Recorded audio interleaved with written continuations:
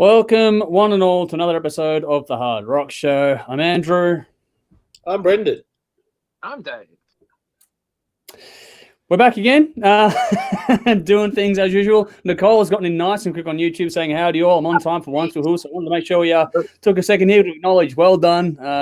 You're here at the very start. That's very cool. Yes, we're here to do another stream. We're going to be, there we go, there's a celebratory sound from Brendan for everyone to take into it. Tonight we're going to be discussing the latest from Bullet For My Valentine, Limp Bizkit, Crazy Lixx, and local band Moonshifter. I'll have a few singles and some other bits and pieces to go through very, very soon as well. But thank you all for joining us. Make sure you do like, follow, subscribe. All the details you need to do that are in the description of the post if you're tuning into this live or later on. Either way, thank you for joining us. Just give us a like, a follow, a comment, all those things. Give us your thoughts as we go along. Say hi. Anything goes in the comments there. So just jump in there and have some fun with us. Hopefully you enjoy tonight's broadcast. A big thank you, of course, for our fantastic sponsors in Squid & Scrimping, Old Cult, and Rockstar Finance. Their details, just like ours, are in the description of this episode as well. So please find them, give them a like or a follow as well. Show them some love. And if you want to help us out yourself, check out our Patreon page. The details for that are also in the description. Any help you can give us via that platform is greatly, greatly appreciated. We've got like 27 patrons at the moment. So if you jump in there and just give us like $2 a month, you'll get something like 50 pieces of information or songs to listen to any given week. That's the average at the moment. So you get a lot of stuff for just a couple of bucks. So just any help you can give us there would be greatly, greatly appreciated. People are jumping in here. So I got Misha, Kate. Thank you for joining us on Facebook. Good to have you here. And another regular of ours in Nudes. Good to see you here again, buddy. Good to see you here again. Thank you for joining us. All right. We've also got a playlist that I want to plug. We're trying to get people to follow this playlist. I'm going to put it in the comments now, and it's also in the description. I think if not, our Spotify bio is, so follow us there. But our playlist for Hot Rockin', it's the newest songs come through the inbox for us, what we pick up on. It gets cycled through maybe half dozen to a dozen tracks a day. So, yeah, keep up, follow that, and get a whole bunch of new music in your ears via that one as well. Sally's joined us on YouTube, so thank you very much for joining us once again, Sally. Love having the regulars back again too. And a big thank you, of course, to Dave for joining us as well. Another Dave Saul from the Rock Shed. Very good to have you here with us. All righty, so let's do the rounds. Let's see how we're going. So, Brendan, how have you been? It's been a little while for you since the stream, so how are you going? Yeah, good. I've been making the most of not being locked down. Yeah. Cool. Yeah, we've been misbehaving a little bit out there, so it's been good fun. It's nice to feel slightly human again until the morning after, and then it's reminds me how old I actually am. So, but no, it's been fun. It's been fun. It's good to see smiling faces around, and everyone seems to be in the mood. So let's keep that vibe going because I'm loving it. So. Yeah, much better this way. What about you, Dave? Yeah, I'm good. I agree with Brendan. There's a lot of positivity around the moment. And I think leading up to Christmas, we're getting the nicer weather, so everyone's in a good mood. So let's keep that happening. My daughter went off to camp this morning, so she's away until Wednesday afternoon or evening. Wow. And I'm missing her. My baby's gone. But it's a massive win for her because it looked like it wasn't going to happen. It was organized earlier in the year and just like, not going to happen. They took it all off. And then as soon as lockdown was announced to be ending, it was all good. They said, yep, it can happen. So they get to let their hair down for a little bit and have a bit of independence. And it's good growth for her. So I miss her, but she needs to grow up. And great for her. And me and Julia watched the Bert Newton tribute that was on the week a couple of days ago. And Rory saw a bit of it and he loved it. I'm so proud. Okay. The old skit with Graham Kennedy being the king, and he's like, pick up my dinner, Bert. So now Rory's going around the house going, pick up my dinner. Your king is talking. Pick up my dinner. I can imagine him doing that too. Yeah, I'm creating a monster, which is fantastic. I'm waiting for him to go to school and do that to the teacher. Pick up my lunch. I want a video of that. Oh, I'm sure I can get one. That'd be cool. Yeah. Pick up my dinner. But yeah, apart from that, I'm good. Work's picking up for Christmas. Julia's happy and healthy. We had a good weekend. So can't complain. It's all good. Yep. Same here for us. Just busy now. Now that everything's sort of picking up and open, everything's just flat out again now. So just keeping working, keeping busy, all the usual things. There's a reason why my backdrop's a bit different today for those that tune in regularly, and it'll all be revealed in the coming weeks. I'm redesigning the set yet again because we're actually planning on being able to get together in a couple of weeks to do some in studio stuff for the third time in about 2 years that we'll have done it for. So it's a wild ride. It's been way too long. So we're got some cool comments coming through. I'll get to those in a second. But yeah, everything's good apart from that. Just keep them busy, just flat out. But that's the best way to be. And the positivity in general is really nice to pick up on. And for anyone that's complaining about Christmas decorations being up already, just fucking let it go.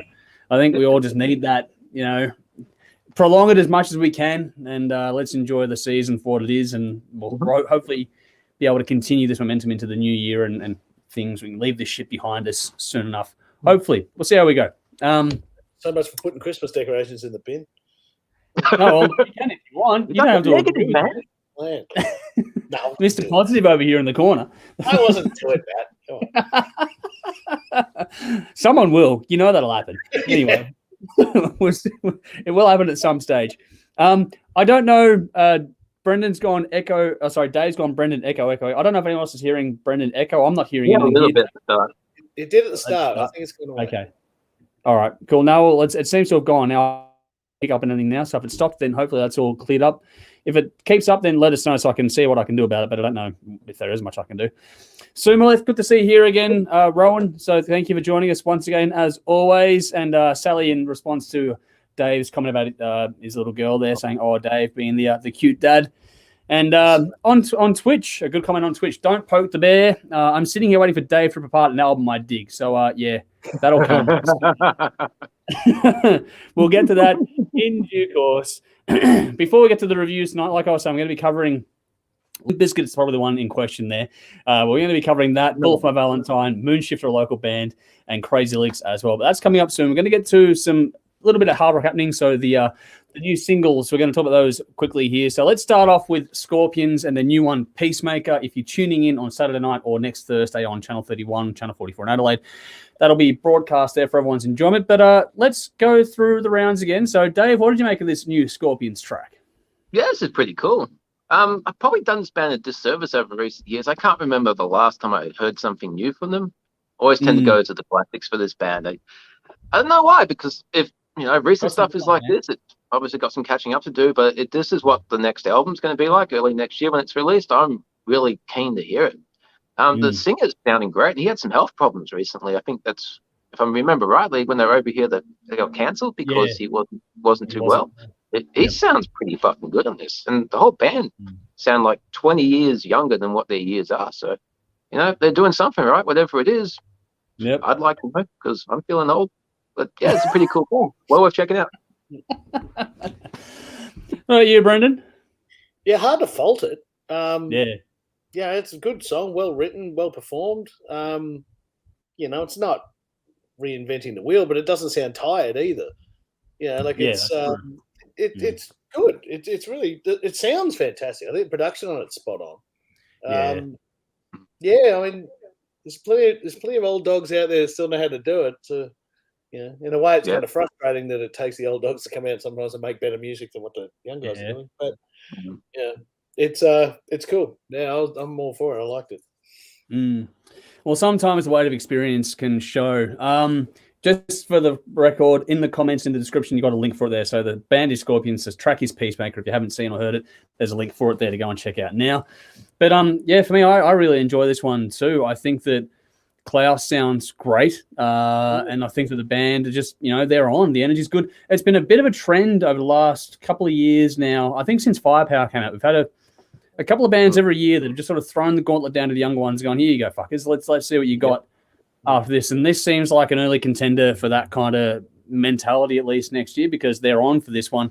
I think it's due out in February 25th next year, 2022. So it's a really. Yeah, looking forward to what they do with it because, Dave, they've got some good newer albums as well, not just the classics. So we are overdue to do a full-blown special on them at some stage. I'm not sure when we'll do it, but we'll try and get to that when we can. But, if you like Scorpions or you like, classic melodic hard rock to metal, this is going to be a good track to sort of get your ears around. So check it out. On to another one now that I know at least one of us is really going to be into. So I'm going to put it in the comments now. But before I do that, actually, I'll pull up some comments here on that one there. So Dave said, yes, the echo fixed itself. Brendan was repeating himself worse than an old woman in a bingo game. So There we go. There. Nothing new for any of us in that respect. Nude says New Scorpions is great. Mickey D really adds to it. I like seeing Mickey D in that band, actually. I think he's a good little addition there. And Paul on Facebook, thank you for joining us. He's gone, the new album from Bullet For My Valentine rocks. So we'll get to our thoughts on that in due course, but thank you for sharing it. Nicole has said also Klaus has always sounded good. That's true. I think that sometimes you could get a little bit sort of top-endy, like there's a bit of a on some things, but yeah, generally speaking, very, very good for mine there too. We're going to change gears dramatically as usual now, because we're going to go to the newest from Slipknot.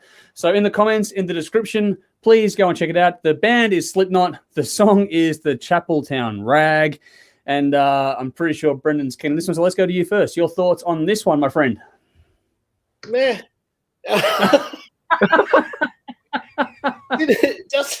It didn't do a lot for me on a couple of listens. No, I didn't think that at all. Yeah, it's lacking a lot of groove for me. It's kind of it jumps around a little bit, and I've only heard it a couple of times, so I'll probably have to. Yeah, it might grow on me. Yeah, quite often the song will grow on me, to be honest with you. But yeah. On the instinct, so I listened to it with Diane, and we're both sitting there. Yeah, and maybe it was coming off a high of the last album because We're Not Your Kind was, I thought, fucking awesome. So, pretty bloody good. Yeah, I was sort of hoping for a bit more of that, and I don't think I got it. I think it's really, it sounds good. You know, it's obviously, I mean, it's incredibly performed. Like the drum track alone is like, holy shit, it's amazing. But it just, I don't know, as a song, it just kind of lacks a bit of substance or structure or something. I don't know, just. Okay. It might grow on me, but yeah, instinctively, no, it didn't grab me. Wow. Not the response I expected, to be honest. Okay, what about you, Dave? Is it the Chapeltown Rag or the Chapeltown Rig? Rag. Oh, because from the page it was Rig. Now that's a Chapeltown Rag. When I heard that, I had a really disgusting thought go through my head. It's like, okay, turn the rag around. Who's on now? Your turn with the rag.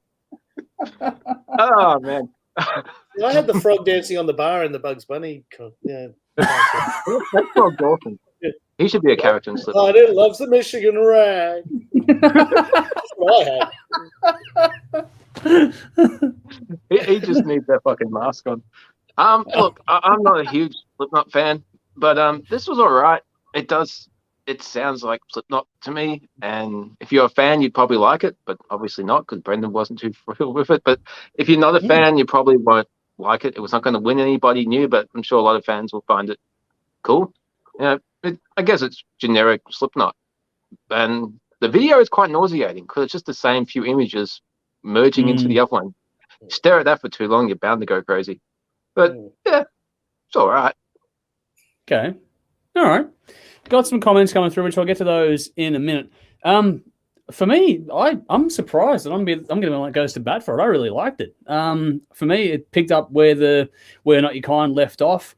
Shows I liked in particular the different note choices used in the harmonies, like that's sort of the stuff that was done with a million years ago, but now it's done in a more aggressive song. So it's a different minor kind of a harmony, which I really enjoyed hearing Corey do it with that. I know the new album's on the way. It's nearly finished completion as we go through this process now, but I don't know. I liked it. I thought it packed enough of a punch. It sounded like Slipknot, but it sounded like the band. Like we did the special recently, which I'm still editing. There was always subtle shifts in evolution. They continue to grow as a band. I think this song continues to show that for mine. So I'm pretty happy with it. But it was okay. I'm not the only one agreeing with it. There's a few comments here that it's like, yeah, it hasn't really grabbed people. So it's a bit of an interesting one. So if you're a fan, I'm not sure. If you're like me, that sort of like if you're not a fan in any way, shape, or form, it's not going to change your mind. If you're a long-time fan, well, then Brendan's point of view might be the one because there's a few people agreeing with that. But for me, being someone that sort of was on at the very beginning and then sort of jumped off and then sort of come back into things as we've gone through, I found it pretty cool. So I don't know, different takes there, which is interesting to see. Just jump back into the comments here on Facebook. Basher, thank you for joining us tonight. Good day, boys. I hope all is well. Last concert I saw was with Scorpions in Feb 2020. It was a great, enjoyable concert. Wasn't a fan, but am now after seeing them live. The new song is very good, but recently heard an old song of the called Sales of Sharon. Yes, Sales of Sharon, very, very good. And they've got a lot of good stuff in the back catalogue. Go and check all that out if you can. Don't Poke the Bear. Totally agree. The new Slipknot song is just meh. It's okay, but I wouldn't have had it as the first single. Interesting choice. It'd be interesting to go through the album when it's out. Maybe that'll be a test when we go through the last album. Though, they released a single that didn't end up being on the album, so it could be that. Yeah, it may not be on the album because it was. It's the same thing again, the Halloween kind of thing too. It could be one of those ones as well. But everyone hated the one that I forget the name of the track now. Brendan, help me out. The one with the choir in it. Unsainted. Unsainted. There's a lot of love hate about that one as well. So I'm like one of those. I love that song. A lot of people hate it. I love it. Exactly. So could be another interesting album to watch it play out, but it'd be funny to go through that when we get to review it next year, I'm assuming at this rate, and see what songs we'd actually pick to be the lead single from it. That might be a challenge that we can sort of throw into the process here and there as well. Darren says, Slipknot, 1.2 million views in 3 days. That's a dedicated fan base, and that is very, very true. So they do have that in spades. Nicole says, no Slipknot for me. Drums are great, but growling vocals are just bleh. Corey Taylor's voice and his solo stuff is amazing, though. Go figure, maybe I'm just too old. So I don't think you're not the only one who thinks that, but it is one of those things. But Sally, on the other hand, says, I've only heard it once, but liked it a lot. So there's, some different takes on that song as it goes through. All righty. Keep me coming. Going to move on to a couple of local bands now. And this one is a band that we've had a lot of love for over the years. It's not like Clip's going to get run on the TV broadcast very soon. So this is a band called Ironstone, and the song is called Mr. Struggle, not Mr. Squiggle like Dave had in his head when we went through the TV cut a minute ago. So Ironstone, Mr. Struggle, that's their local boys. So check it out and give us your thoughts as we go along. But yeah, Dave, how did you go with this one? I know you've been a fan of the guys for a while as well. Oh, this is awesome.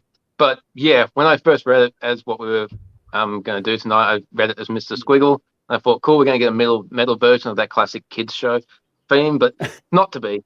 So I was a little disappointed, but then I heard the song and I wasn't disappointed at all. These guys always impress me. You got technical playing with a lot of melody, and I like the contrast between the harsh and the very melodic, clean vocals. New singer Dan Charlton, he's fucking great. And I remember when he first joined the band, he was good, but he's really stepped it up a few notches for this one. I think the whole band has really stepped it up a few notches. I like the nice haunting intro and his killer riffs throughout. And fucking Eddie Warren, he's a hell of a guitar player. Can dish out the cool riff and the mood, and we know he can shred his fucking ass off. But the solo in this I found was really cool because it's clever, it's just dexterous, and it fits the song. But we know at any moment he could have teared it up as much as he wanted to. But I think it shows a lot of maturity in his playing. And these guys started when they were very young. They're still pretty young to this day. If they keep growing at this rate and producing music like this band's fucking world class. I've always been impressed with them. I've seen many, many different lineup changes. But yeah, with each year they get better and better. So who's hoping for more new music from them? Because it's definitely a band to keep your eye on. Yeah. They've gone through a bit, but make sure you check it out in the comments in the post. Check it out. But yeah, Brendan, what about you? Yeah, to me it feels like we all know they started young, and we all know that we're old. Yeah. So you sort of, you look at what they're doing, but to me, it really feels like they're starting to find their spot. Where there have been a few changes, a few different sounds and stuff over the journey. They've always been good. They've always been really good, actually. So I mean and I don't think anyone's ever questioned that. No. Their songwriting's always been strong, but this feels like the right sound it suits the band. It feels like this is something they can grow on now. So okay, if this is what this band's going to sound like, cool. Let's sort of press on to go from here, because this song is really good, really strong. Like Dave was saying, the guitar solo as well really jumped out at me. I thought it was a really mature guitar solo. He didn't just shred for shred's sake.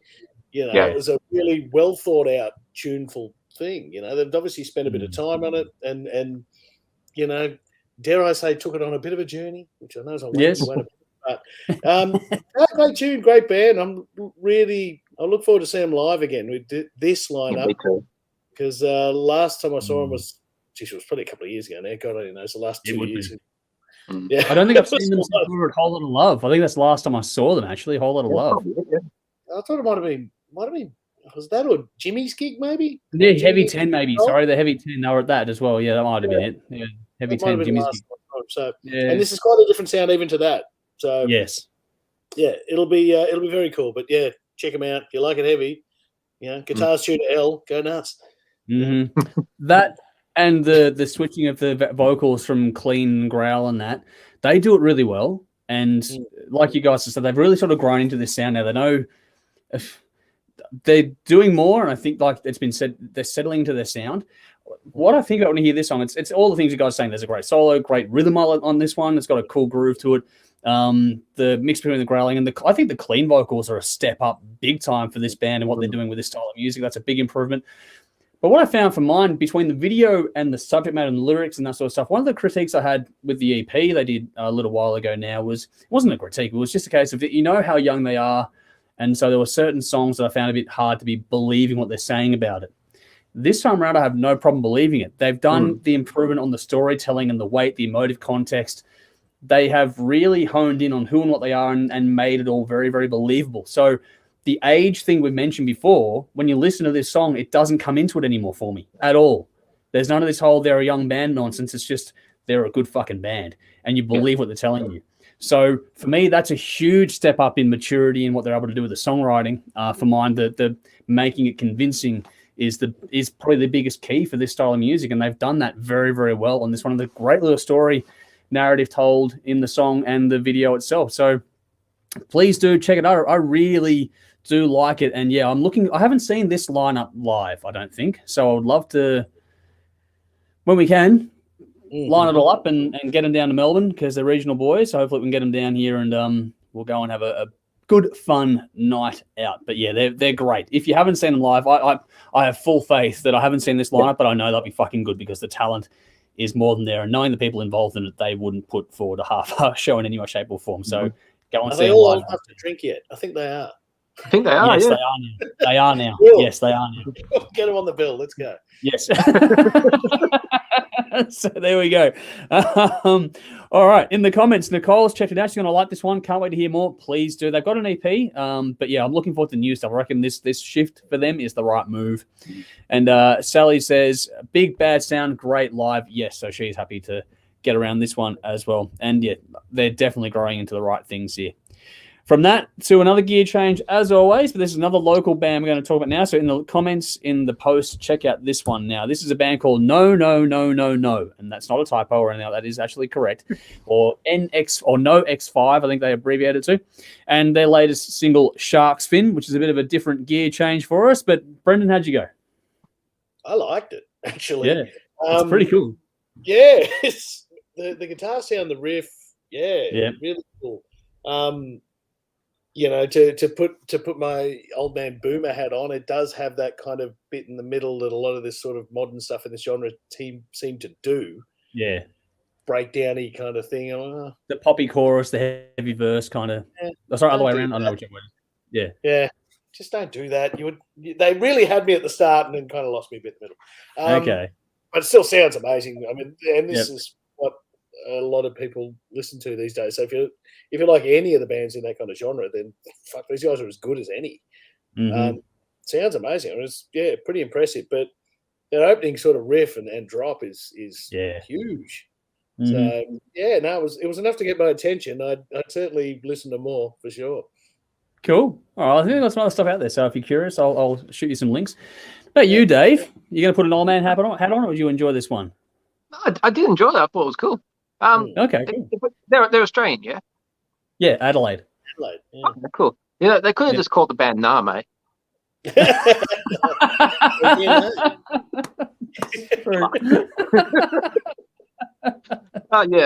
I thought this music video was really cool. It's if you like short stories and if you're like a nerdy film student like I used to be in another life, they really packed a lot of story into 5 minutes, and I thought that was very well done. They chose some very, very good moments and good images to put in the opening of the video, and that just grabbed my attention. And then the song probably wouldn't be one of my go-to styles of more modern sounding rock, because it had my interest. It pulled me in for the story, and I found myself enjoying it.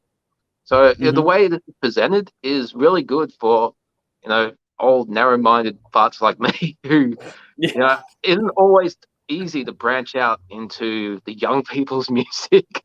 But I thought the music itself was pretty cool. There was some great hooks to it. The riffs were cool. The singer was decent vocals. So Yeah, I'll definitely check out some more of what Nah Mate have already done before. Just on the style of music now, over the years, like earlier on, I'd be guilty of sort of shunning this sort of stuff. And as you get a bit older, it's like, okay, well, you know what, the young ones around you and having kids that get older and stuff, you get yourself exposed to stuff more and more. And it's going to be interesting, Dave, in the future with the age gap between my kids and yours, how things are going to influence and change on you as the new waves come through with them, just as a sidebar. But yeah, it'll be fascinating. Yeah, it'll be fascinating. But the I like the video is great. If nothing else, check out the video because I think, yeah, like Dave said, they've packed a lot into it. It's a very cool little story being told, and it ends on an interesting note. It made me think that they might be doing this as maybe a series of videos. I don't know, but it makes you feel like they're doing it as a continuous narrative kind of thing. I would like to see it done that way, but either way, it's a very cool little video. But the song itself is cool. I don't normally gravitate to this style of music personally, but this one hooked me. I didn't mind the chorus and that to it either. I thought it was catchy enough to do the job, and the mix up between that, the fun and the anger was a really good balance in the end for me on this song. So I think, yeah, if you're interested at all, check it out because it's well worth your time. If nothing else, the video is worth watching, but the song itself, I think, ties in really nicely, hand in hand. The two elements work really, really well together. So yeah, give it a look. I reckon it's very, very cool. If you like the more modern approach to things where it's a bit more upbeat at parts and very aggressive in others, then yeah, this is definitely going to be one of those ones going to jump out for you pretty bloody quickly for mine. Back to the comments for a moment. Lee said, Ironstone are a promising young band. Miss Stacey on the vocals, though.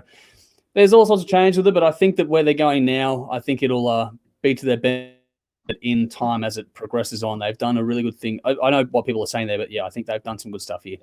Dave says, played NX5 on the Rock Shed the other night. Got a good response. I love it. So there's another good feedback there. But also in response to the name, he's gone, yeah, nah, mate. So that's the name change being bandied around there. Nicole says, don't mind it. Not my style, but it's good, which is cool. And Don't Poke the Bear on Twitch has gone, it reminds me of Can't Kill Yourself. The intro was great. Not a bad track. Okay. Very cool. Not bad at all. Alrighty, we are going to move on to a darker topic for a little bit here. Not too long, hopefully. We won't harp on it too much. We do have to touch on the recent tragedy that was the Travis Scott. I believe that's the artist, quote-unquote, name. And the gig that happened just a few days ago over in the States where I think a 14-year-old was trampled to death and 8 people, I think, died in the end and stuff. This is like a live festival that's gone horribly wrong. We've seen it happen in Australia. We're not immune to it here as well. But it's one of those things that's popped up, and it's just sort of like, okay, well, now there's a lot of commentary around it because there's differences in behavior between artists when they're stopping it, when they're encouraging the show to go on, and there's video of this sort of stuff going out there now. So I don't know. It's an interesting one. Dave, you and I are both parents in this mix, so I'll let you go first. Where do you land on this one? Yeah, this is always concerning regardless of what genre of music it is when you see people that have gone out for a good time and they get trampled or hurt or anything else horrible that can happen at festivals. It's always shit. But, you know, a lot of stuff has been put in place over the last few decades from the early days of like Woodstock. You know, they've got barriers, they've got crowd control, they've got security, but, you know, things can still always turn nasty. And, you know, security can only do so much when there's like, you know, you got your barriers, but you got lots of people all pushed in together, and the crush becomes like mob mentality in a way, depending on what the vibe is in the audience. But, you know, the person that's got the most control in this environment is the person on stage with the microphone. You know, security sees something's turned to shit. It wouldn't be that hard to get on your radio, message backstage, and just like cut it for a few minutes. Let's get people under control. Get the main person who's singing or rapping or performing or whatever. Just say, hey, come on, people are going to get fucking hurt. Pull your head in, calm it down, and then we can continue. You know, I think a lot of responsibility does go to the artist in this case. And, you know, security can only do so much, but like I said, person on stage with the microphone has the power in these situations. Yeah. What about you, Brendan? Yeah, it's a tricky one. I mean, there's been a lot of commentary online today of people having to go at the genre of music and the artist himself. But, you know, anyone that stood on stage would know that you can't see shit. No, it's hard to see. So, you know, someone would have had to get him a message. And I don't. So I've got no idea what he was seeing or what he even thought he was seeing. Because when you're on stage with lights like that, it's dazzling. And he may not have had a fucking... Because I seriously doubt anyone with any good conscience would have continued on if they knew the gravity of what was happening. as far as the rest of it, accidents happen. I know. Like Dave was saying, they've taken extraordinary lengths over the years to prevent it. But people get excited and excitable, and there are assholes. I've been at the back where they've just seen a bunch of guys all team up together to push everyone forward. So like, there are assholes in this world. When things like this can happen, but it's horrible. It shouldn't happen, particularly when everyone's there for a good time. It's the last thing we should be talking about. It's hard, but without really getting into it, you don't know what the actual situation was, what caused it, and what could have been done, if anything. We've seen it at football matches and stuff as well. It's like, it's a difficult thing, but he's hoping that if there is a lesson to be learned in it, that it was learnt. Hopefully. Someone put in the comments, I will go through the comments later. I've got a few coming through on this one, which is to be expected. Someone put in the comments, I'll go through. What was it that came through here that jumped me up there? Oh, yeah, it's timely covering this one because of Limp Bizkit being on the thing later tonight. So we have seen it here, and that was the last time I really heard about it, was that show in New South Wales. But it happens semi-often enough, and you always hope that lessons are learned from it. Now, it's always hard because there's both sides, quote unquote, of the argument in this context. For me, my heart goes out to the people that were hurt, their families, the ones that died, because my kids and my siblings, they're already planning to go to gigs together and stuff. And it's like, I would hate for my family to have gone through the last couple of years. We open up and then just fucking someone's gone, something like that. That's the most heartbreaking part of the whole goddamn mess for mine. And so, my feelings for those. But it's interesting how this has been played out, because you watch online and the commentary is all over the joint. And people are talking about, or people putting up, other clips. So I've seen ones of Guns N' Roses. I've seen ones of Soundgarden and everything else. I've seen Linkin Park.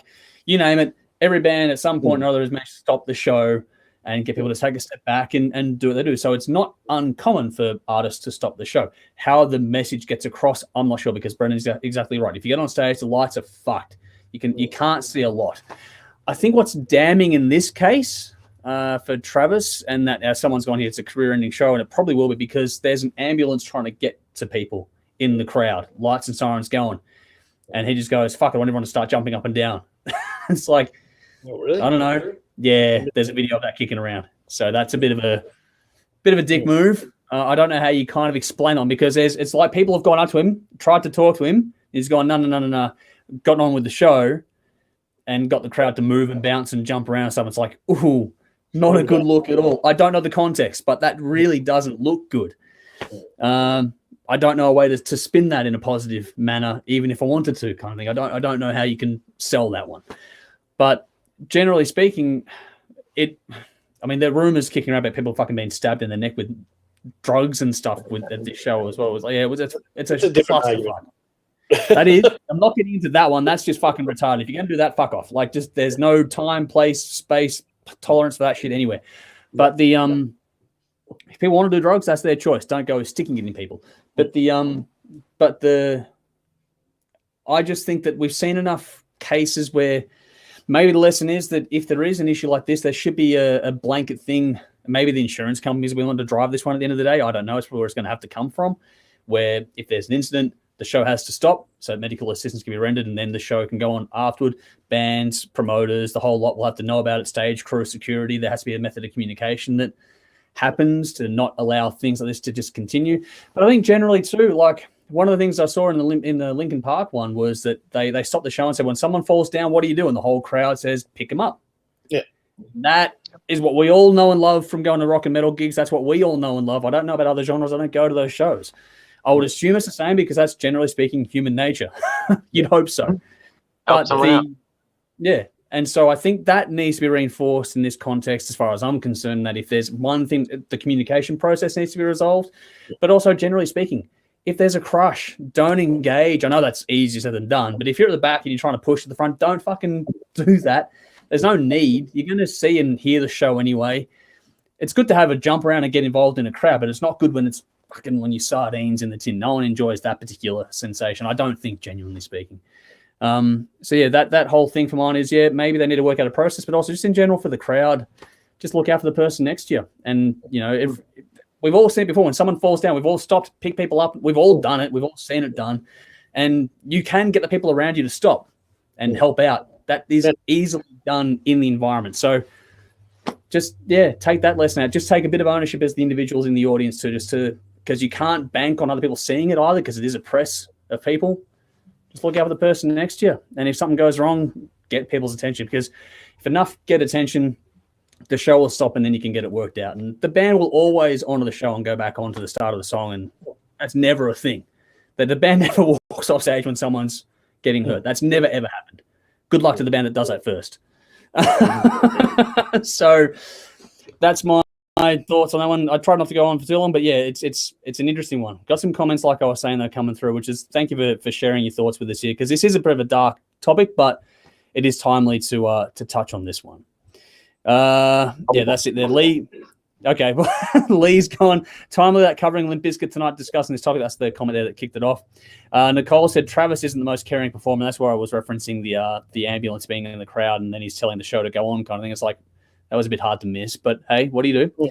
Tom on YouTube, thank you for joining us. He's gone. The other rumor is that people were poked with needles that had heroin or phenytoin or something at least one security officer needed Norcan or whatever. That's fucked up. Yeah. I did hear about that. That's a mess. Don't ever do that. That's never, ever acceptable. Dave's gone. The promoter, manager, sound tech need to pull the pin. That's where if the communication is set up right, you might be able to orchestrate things a bit better.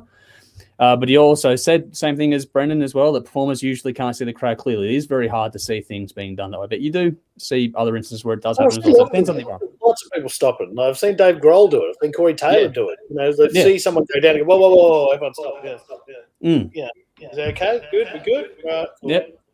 Back to the start. Yeah. And that's the thing, too. Everyone's there for a good time. No one's there to go home in an ambulance or worse. So maybe this is a genre thing to the point where actually we're used to it, because for the first rock and roll gigs I ever went to, I remember falling over like Iron Maiden when I was 17, and some big meathead picked me up by the scruff of the neck, and I went, Jesus Christ, thank God for that. I remember one of the first pits I was in, a girl bent down to pick up a type of shoelace and gone, fucking forget it. If your shoe goes, it goes, and just picked her up. And it's like, you got no hope. If you're down, no one's going to see you. No. So I just grabbed her and went, don't even bother. If your shoe goes, it's gone. Shoe versus your neck. Yeah, that's it. And how many crowd servers lost their shoes by having it taken off and thrown back into the pit anyway. That's a regular occurrence regardless.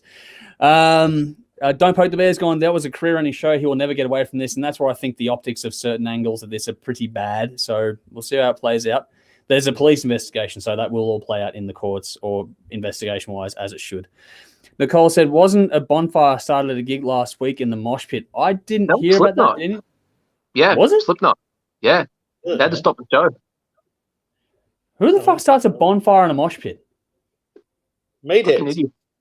I've never heard of that in my life. Okay, that's a new one. Don't do that either. That's fucking dumb. And flares can fuck off too while I'm at this old man rant. That can fuck off as well. Nude says, police at the big day out thought about pulling the pin on Limp Bizkit, but were worried about a riot starting. I've heard of things going wrong, but never that badly wrong. But I don't know. We'll see how we go. But there's a counterpoint here, and that Don't Poke the Bear says, metal show is some of the most safest gigs you can go to, which I completely agree with, actually. I usually found more trouble in other areas of the world than at rock and metal gigs, but that's just a point of view and opinion. Yeah. But even seeing even Metallica at Soundwave, when we were trying to get up the front, so like not up the front, but from the back section to the front section, they had like that kind of cattle grid thing that they were pushing people through. And when the sort of light went from red to green that you could go through, I was in that with Diane, and I was worried not for myself. Because I'm a reasonably big bloke. But I'm thinking, like, Diane's next to me is I'm not petite, but I'm thinking, Jesus, if you're a 5'4" girl and you're in this crush, it ain't good for anyone, No. And that's recent. And now those things were there for safety reasons. Yeah. Yes, I mean, that's good to limit the amount of people that could get in, but still getting through that barrier. Now, you're not pushing, you're just fucking squash and just going with the flow. It's not nice. No, I remember the backlash when they were introduced as well, but it's actually worked out being a pretty good thing overall to limit that. It only limits the numbers at the front, which is incredibly important. Yeah, that's where it's at because that's where the rail is and that's where the momentum stops. Yeah, that's where it goes wrong at the end of the day. Sally says, "Fuck, if he could see the Ambos, total dick move, priorities, dude. His ass will be kicked for that shit." So yeah, that's like I said, that's hard one to spin. Yeah, see that, Dave. Yeah, there's a few angles out there, man. It's interesting. Dave says, happened in Israel recently when a crowd panicked and fled a stadium for some reason. Stairs collapsed, people got killed. I think I saw that. I didn't see anything about that. I don't know, but that's where it comes down to evacuation procedures, I guess. But I don't know how you control that one, honestly. But I don't know. If there's panic, there's no simple way to do it. It doesn't matter. That's it. If there's panic, you're fucked. Yeah, that's the thing, isn't it? Just try and start like we saw it with, it goes back to way back when the Great White gig happened at the bar and everyone couldn't get out because everyone crushed at the door. So it's been going on for a long time. So just try not to panic, I guess. But herd mentality kicks in and it's all fucked up. So I don't know. There's no answer to that one that's easy. Nicole says metal is a community. Other genres are a single identity. That's a good way to put it. I like that one, but I'm not sure. I don't live in those worlds, so I cannot speak on behalf of them. Lee says, Anthrax stopped their 1990 show at Glass House and medical assistance to a rather large stage diver. Unfortunately, the mosh pit parted and the guy face planted. Jesus Christ. Cleared the poor soul and the band played on. Mosh pits are invariably dangerous, but most metalheads help each other when things go down. So I think the community aspect of this is what's going to make or break it ultimately at the end of the day. No matter what genre you're in. There was an Anthrax one. Wasn't there an Anthrax from the Glass House where the front barrier actually broke, but security did a line and let the show go, but said everyone has to take 3 steps back, and they let the show continue without a barrier? Maybe I'd heard the same thing about a few things. I thought Alice in Chains had one at Festival Hall that was similar story to that as well. Yeah. There's a few kicking around. What were you going to say, Dave? No, yeah, I think I heard about that one too, the Anthrax one. I don't know. Andrew Marshall, thank you for joining us tonight. He's gone, happened at a Pearl Jam gig where punters at the front got crushed. Yeah, I think it was Roskill Festival. Is that the one that we're talking about here? There's been a thing about this. It's actually been good. I mean, we've had COVID for a couple of years, but generally speaking, things were pretty good for a while. And apparently at this one too, there's a whole lot of people getting in there that weren't supposed to be in there, unticketed people jumping in and gate crashing and stuff. So a lot of things went wrong at this event from start to finish, and it's just ended up in a big tragedy, unfortunately. Dave says, can't count how many gigs where studio had to pull people onto the stage back in the day because crowd surge crushing people at the front. That's the thing too. Seen that plenty of times. Still myself, I don't go to the front anymore, haven't for quite some time, but even in the times that I was, you'd see people getting pulled out because they were about to faint from the heat. Because that's the thing too, is the heat's fucked. In that press, even if it's an outdoor festival, the heat is just fucking nonsense. Remember seeing Rammstein and they got the fucking pyro going and I'm right near the fucking rail. There's fire going overhead. There's a fucking bunch of sardines around you. It's just the most hottest gig I've been in my life was that one there. That was crazy. Great fun. Don't know if I'll do it again. Like I'll go and see Rammstein. I'm not going on the rail though. That's a young person's going the front. Yeah. Yes. No, the rail days are done for me and have been for quite some time. I'm not going there again. I'd rather sit at the back now and just watch what I actually find enjoyable now being a bit older is watching the way the band and the audience as a symbiotic sort of entity interact with each other. I get a kick out of watching that these days. We're not alone here. Nicole's gone happy to have a seat these days. It's just enjoy the show now these days. Let the young ones get in there and go and fuck themselves up in a pit. I can't afford it anymore. That's where I'm at. All right, let's move away from the dark stuff. Let's go and have some fun. I did see a message pop through before. Is that? Bugger. Tim can't make it tonight. All right, I'll have to get Tim to do a rebuttal on Thursday. He says he'll be here on Thursday. He won't be able to join us tonight for Limp Bizkit, but Tim, hopefully you're watching. If not, I'll tell you in the messenger. We'll get you on Thursday to do a rebuttal to this review we're going to do later on. But we're not there yet. We're going to start off with Moonshifter. So in the comments, in the post, in the description, wherever else you know what to do, check it out. This is Moonshifter as the band. The song I'm giving you to check out is Your Final Show. And we're going to talk about the new EP from this band now. So it's Moonshifter with Biter, 5 tracks. 22 Minutes, the second EP from the Melbourne band, released November 2021 independently. This EP is a new single in the title track, with the balance being made up of previously released singles. If this follows the theme, like I said, Dave confirmed this for me. It was produced by the band and Dave Augustus at Black Pearl and GM Sound Studios in Melbourne. It's the band's first release that is more than a single that's been since their album Love, Lust, Fire, Dust in 2018, which we fucking loved here. And so we'll see what happens with this one. The band have been through a lot. There's been some tragedy. So again, our sympathies to the people that are most affected. Not going to go naming names stuff on this one here, but it's been a bit of a wild ride over the last period of time. But Dave, you were there for Love, Lust, Fire, Dust on the show, weren't you? Yep. How does this one stack up for you after that? Oh, this is fucking great. The last few releases have been singles, and it's nice to have them in a nice little package all together with an exciting new song. Each song they've released has been quality. It's a good way to keep the band name out there in the last couple of years where, no one can gig or tour or anything. Yeah. If you're familiar with the band and you have heard Love, Lust, Fire, Dust, then you know what you're going to get. They've got their own very unique sound. I can't think of another band I could compare these guys to.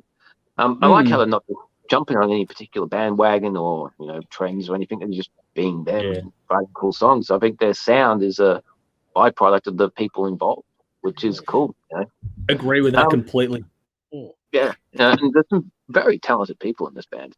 And the opening track, Biter, great riff, an instantly hooky chorus. I wasn't sure if it was, she's a biter, if it was meant to be punny, because the rest of the lyrics have a little bit of seriousness to them. And I like the honesty that he's put in there. And, it's not, you don't get the whole story, but you got enough to put your own interpretation on there. I'm just thinking that's good songwriting where, okay, there's something here, but you don't get the full story. But yeah, I really like the nice clean tone during the solo and how that takes it towards the remaining of the song. And yeah, it's very cool, clean tone. Not in love with me, nice use of flanger. If you saw my Nesta review a few weeks ago, flanger's becoming my thing at the moment. If a band puts some flanger in the song, I'm going to like it. But yeah, it wasn't overdone. Just like, that ticks my box. I fucking love that. And the running chorus in that, I think I love you. It's cool that they call it No Better because, I think I love you, the whole Partridge Family thing. But so disassociate yourself with that shit. But very catchy song. And you're going to be humming away to yourself when you hear the song a few times. I was listening to this while I was fixing the fence on the weekend, and it was kind of keeping me you broke things. Oh, both before and after and during. But yeah, this was kind of like my saving grace that kept me sane. Yeah, if you watch the TV show, you'll hear about my little mishap. Anyway, back to something important, the band, not me. Great melody and guitar tone on Hey Little Girl. I thought that was very well positioned in this track. It kind of shifts the mood and it gets a bit serious for a little bit. And I like the changes between the verse and the chorus. I thought that was a very well written song. And then you finish up the album with an upbeat rocker, your final show, and a great way to finish up the EP. And would also be great live and a great way to finish a live set. And speaking of which, I'd love to see this band live again. It's been years, been way too long. But in the meantime, got this EP. I like physical music. We've got the songs on YouTube. I've not used Spotify or whatever. You also got the full EP on Spotify, but I've got the CD. And it'll tide me over until I can see them again. This is easy to hear over and over again. I gave this 8 out of 10. It was really hard to pick standouts because you can just spin it over and over. But Biter, No Better, and Hey Little Girl, I'd have to pick. Okay, cool. What about you, Brendan? I'm pretty sure you played with these guys before, did you or not? Several times, actually. Several times, No, good guys, great to work with. It's fun. It's interesting Dave's saying trying to describe their sound because I think even in their own bio, I think they're describing kind of as a retro 70s, 80s thing. And I'm like, I don't actually get that myself from them. I mean, you've got that driving rock and you got the higher vocal, which was sort of honest with the time. But it doesn't sound retro to me. Yeah. It's not like a bloody, Greta Van Fleet or anything like that. It's it's more sort of straight out rock and roll. It's they're their own entity. They don't sound like anyone. You won't go, it's like that. I think it's timeless too. Is it too much to say that it's timeless? Like there's no real era attached to it. It's a bit of everything and they just sort of made it their own. Yeah. Yep. Yeah, I think they're a fantastic band and always have. And this as a release is really strong. Credit to them actually churning out music over the last couple of years, because my creative juices have not been flowing. These guys obviously managed to put it together, which is true. Yeah, well, I mean, like you said before, they were going through some really tough times outside of the tough times we were all going through. So they've done incredibly well to put this together, and it's fucking fantastic. The track Biter for me is still the standout. It's a great, good tune. It's just it's great. But I gave it 8.5 out of 10 as well. I think it's fantastic. So hopefully with a bit of normality they can get back on stage, get another album going, because everything they put out is great. They really they haven't missed the mark very often, if at all. So I don't think I have. I've covered them since the start. I haven't put a foot wrong for me yet, but So hats off to them. Great guys. I'd make it 3 for 3. We're all going to gush over this one, and rightfully so. It's not a biased thing. I've known the guys for quite a while. Like I said, I've been following them from the start. But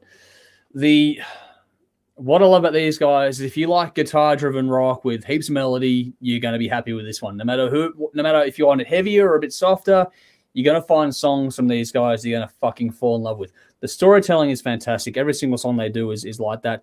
The melodies are glorious. The playing is through the roof, but the composition, along with the storytelling, is what makes these songs really, really great. Everyone gets to shine. They are the true, sum of their parts. I couldn't imagine a lineup change for these guys. Does that make sense? Like, I just couldn't see it for me. I think that this group, their chemistry is just something unique and special. I don't know what the future holds for them. I would like to see more come from them. I hope we get it. And if we do, awesome. If we don't, I would also completely understand that. But at the same time, I just think that if you want just good, solid fucking rock music, they're hard to go past. They really, really are. Everything they've done has been gold. This is no different. I'm glad that we got a new single, and this is a nice, complete little package of the previous singles released since the album. It's a good way to bundle things up. And I think if you want the CD, it's for free. Just message the band, So it's like, this isn't you couldn't call this a vanity project in any way, shape, or form with these guys. They're just really genuine people. They write really good songs. And if you like fucking great performances, this is it. It has everything you want from anything rock related at all. It's hard to put, like, the bios all say these things, but I think they move anywhere from 70s to today, and they just morphed it all into one fucking ball, which is Moonshifter. And they've got their own sound. And that's hard to fucking do. That's really hard to do. And that alone is worth the price of entry for mine. But on top of that, they're talented and the songs are fucking brilliant. Production's great on this one as well. They had a lot of people helping out on that front, but they've done a really job of giving it like that pretty much a live feel without it being a live album kind of thing to it. It's very organic, very rich in tone. I love the mix, the balance, all the little things in this, how they had big push and pull. Like there's a song on there where the drums really had to take the lead. I think it's the third track on the EP thereabouts, so the drums just get to really fucking take it out. And just this push and pull. I swear, everyone gets to shine. Everyone gets to do their thing. And it just flows. I don't know. These guys don't put a foot wrong for mine. If you like, rock music, melody, all those things, just fucking get onto it. Seriously, you can't go wrong with this one. It's on streaming services. Check it out. Won't cost you a goddamn thing. Just listen to it. If you don't come away impressed from this, I don't know why you're watching us. I'll put it that way. I gave it an 8 out of 10. Biter and No Better were my standouts in this one. But please do check it out. I fucking love these guys to death. And regardless what happens with the band in the future, because I'm not sure where it's all at, but best wishes to them all going forward. And thank you for sending us the CDs as well. Really do appreciate it, which Dave has there on camera. Alrighty, so some comments here quickly. Going back, this will be a mix of comments from the hot up before and what we're doing now. Lee says, Charlie Haddon, lead singer from our swimming pool, killed himself at Pickle Pop after fear of potentially hurting a punter after stage diving during their set. Jesus Christ, that's extreme. Story. Fuck, that took a dark turn. All right, switching gears. Nicola says, this is happy hard rock, like it. We're going to have a bit of a fucking Jekyll and Hyde moment here between Moonshifter and that story. Going back to the stuff here, Conrad, I'll get in touch with you tomorrow, by the way, Conrad, but might have to use the cameras on overhead cables at festivals or on drones and dedicated staff to watch the crowd camera monitors. And if an accident happens, the artist will be informed immediately to stop the show, have security take control of the mic to instruct the audience what to do, i.e. let the ambulance get through to the crowd. That might be a thing at some stage. Again, I think insurance companies are what's going to drive this one more than anything else. We'll see what happens. Dave, Moonshifter rocks. I figured you'd be all over this one too, buddy. Was talking to Mark the other day. Still keen to do something live in the future. He said we can only hope Biter is a killer track. They are fucking. No. If they do something live, be there. They are fucking phenomenal on stage. And then Dave says, I could hear Foreigner in this EP. Okay. I reckon if you liked anything from the old to today, you'll find something on this one. And someone else here, Brendan, on Facebook saying, definitely hear a heavier Foreigner vibe. Okay. That's a trend there. Okay. Nice. That's what we've got there on those ones. But yeah, please do check it out. And if the band do anything more in the future, please keep us in the loop. We'll be more than happy to help out however we can in that context as well. All right. From that, time for gear changes. Here we go. Let's get into it. Next band up tonight, next review is Crazy Lixx. So in the comments and in the description, or someone gets a message, Crazy Lixx with Rise Above. We did play this one on the TV broadcast not too long ago, so hopefully they've had a taste of this previously to tonight. But anyway, this is Crazy Lixx with Street Lethal. 11 tracks, 45 minutes. The 7th studio album from the Swedish band, released November 2021 by Frontiers Records. Produced by vocalist Danny Rexon, 3 singles have been released, including Anthem for America and Rise Above. This band has been popular with us at the show over the years, as well as a lot of our audience have enjoyed them too. So let's see how this one goes, if the trend continues or not. And to do this, Brendan, we're over to you first. Do I have to go first? Yes, because you're not going first on Limp Bizkit, so you're going first now. Okay. Yeah. I don't like this. Where's this band from? Sweden, which is... Oh, shock horror. So if you're like me and didn't like any of the other Swedish bands that I don't like, then you won't like this one either, because it sounds exactly the same as all the other fucking Swedish bands I don't like. I don't get this genre at all. I don't get it. You're all listening to fucking inane... You know, if I want to listen to a bad hard rock album, I'll listen to Dr. Feelgood. Wow. I can't wait for the special end of the month. God, this is so fucking cheesy. Caught between the rock and roll. Come on. How do you take this seriously? Like, they're not even trying to be tongue in cheek. These guys are trying to be serious. I can hear they're talented. They can obviously play live. I'm sure it's a fuck ton of fun, but it just sounds like every other one of these albums that we've done. So let me go on the record saying I don't get it. Old Man Yells at Cloud. I'll give it 4 out of 10 because I think it's slightly worse than all the other ones I gave 5, because I'm just like, well, it's obviously not shit, but I just don't think it's any good. I don't know. The highlights was the next album I listened to. Yeah. Which we will get to in due course. I'm sure we're going to flip the coin on that right about now. So, Dave, retort. I can't understand why anyone thinks that this band sounds like Eclipse, Heat, Crash Diet, Santa Cruz. They're all fucking different. They've all got their own unique sound. You know, most of them come from Sweden or Finland, but they're all their unique entities. I discovered Crazy Lixx around the same time I discovered Santa Cruz and Crash Diet. And while those two bands are probably a bit more well known overall, this band's probably been the most consistent. They've released 7 albums in the last 14 years, and they haven't had the massive falling outs within the band. So this one is kind of like the reliable one. If you want to compare this to the 80s, Santa Cruz would take over from Guns N' Roses. No, Santa Cruz will take over from Motley Crue. Crash Diet will take over from Guns N' Roses. Crazy Lixx will take over from Poison. If you want to have a comparison, that's just the way I look at it. Viewers of the show know, without doubt, I love the fucking 80s hair metal. And this band and all those other bands mentioned were probably conceived while their parents were listening to Use Your Illusion. So in utero, they probably heard fucking Axl. They're like, yes, as a little baby, they're like, that's what I want to do with my life. And as you can expect, this album is loaded with killer guitar riffs, high energy, fun, solos, anthemic choruses, and lots of hooks and melodies. It's awesome. And it doesn't take all that long to get familiar with the songs. So on repeat listens, and you just realize that opening riff, and it's bound to get a massive pop when it's performed live. The crowd's just going to go nuts for some of these songs. They really know how to write engaging, fun songs. And that's all it is. It's not reinventing the wheel or anything. It's just fun. Lyrically, it could have easily fallen into the whole girls, cars, and partying. But, there's a lot of substance to a lot of these songs. There's still a bit of cheese there too, though. Yeah, there's a bit of cheese, but overall it's like strength, positivity, endurance, motivation. It's an uplifting album. We need some of that in these times. Yeah. And it's all delivered in the whole cheesy rock and roll 80s style, which I fucking love. That's cool. And there were some great lyrics throughout, but one of my favorites is on Anthem for America, where the line is, somebody pulled the plug around 1993, and it's never been the same. Trash corporate radio, soap opera MTV, you can do much better. Like, fuck yeah, somebody else noticed that everything turned to shit in 93. Now, the 80s went from 1978 to 1992. It was made 1 or 2 albums released in 93, and everything turned to shit, and people got miserable. I fucking loved it. There were kids back making music like this. I thought the ballad, Middle of Nothing, was a nice change of pace. I reckon that'll go pretty cool live. And I like the 2 instrumental pieces that lead into their following song. I like how they put that as a separate entity rather than having extended intros on the same track. I thought that was a pretty cool idea. Overall, like I said, they're not reinventing the wheel, but this doesn't sound tired or cliched at all. And they're not recycling old ideas or riffs. They're coming up with their own ideas based on a different time, which was almost 40 years ago.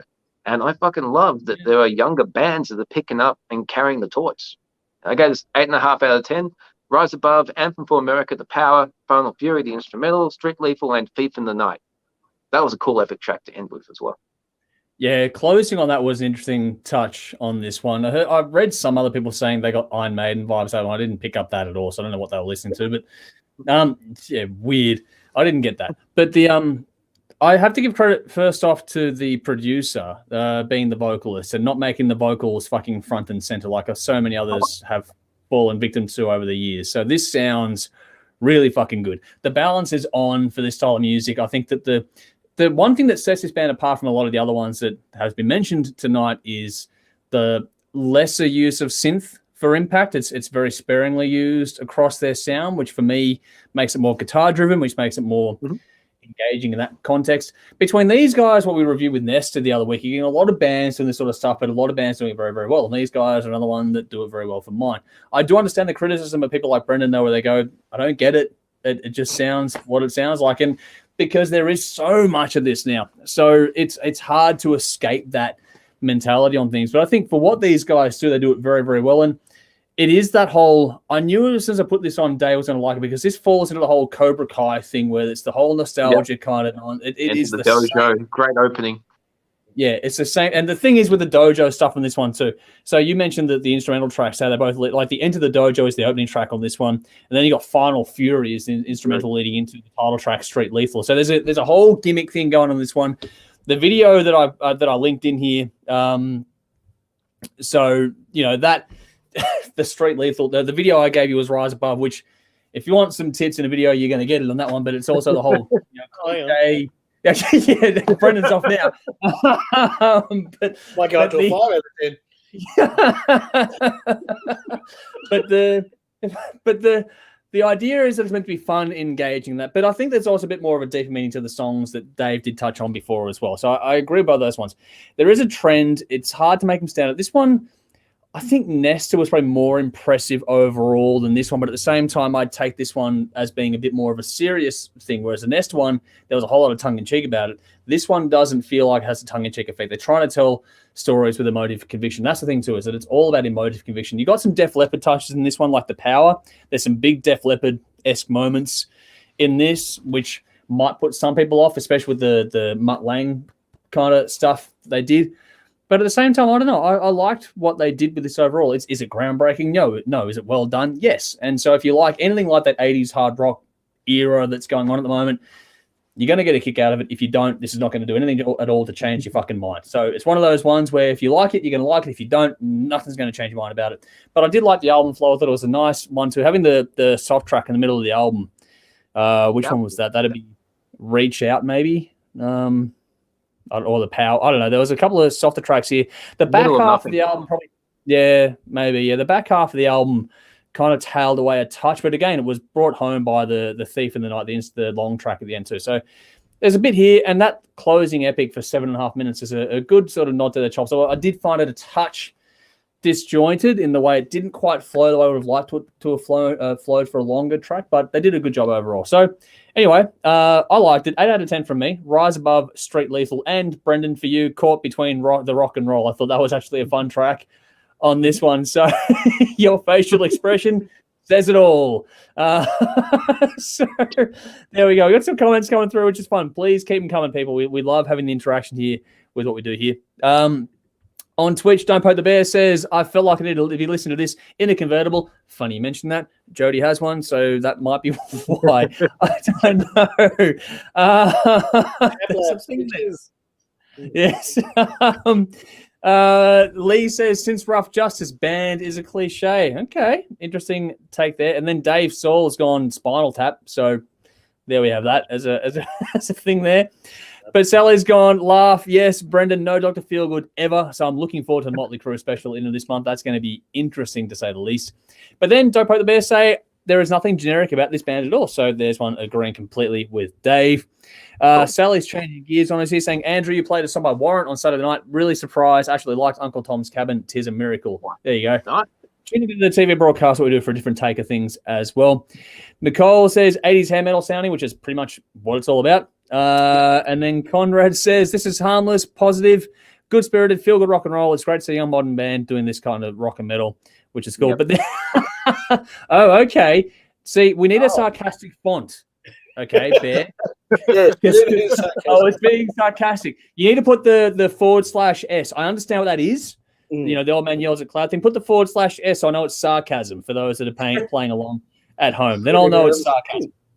I didn't know that. I can't see the emoticon things. There's a funny little face here. Twitch is not what I'm all over at the moment. I'm learning as I go along. So my apologies there for your sarcasm not being recognized. I will try and improve for next time around. All righty. Let's do it. Let's have some fun now. This is gonna be very interesting to see how this goes. All right.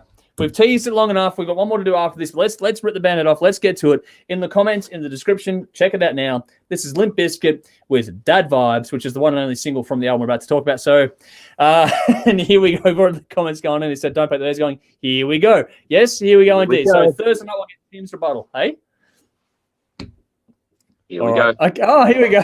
Tim made it as well. TC made it. Hi, guys. Finally, the moment is here. Good. We're going to get a lot of... I'm going to clip this one as soon as I can and just fucking release this video because it's going to be a lot of fun. You get the name of the album right, though.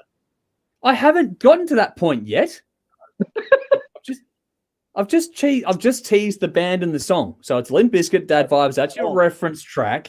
Now we're going to do the album. So, Brendan, I'm going to get it right for you, okay? This is Limp Bizkit with Still Sucks, okay?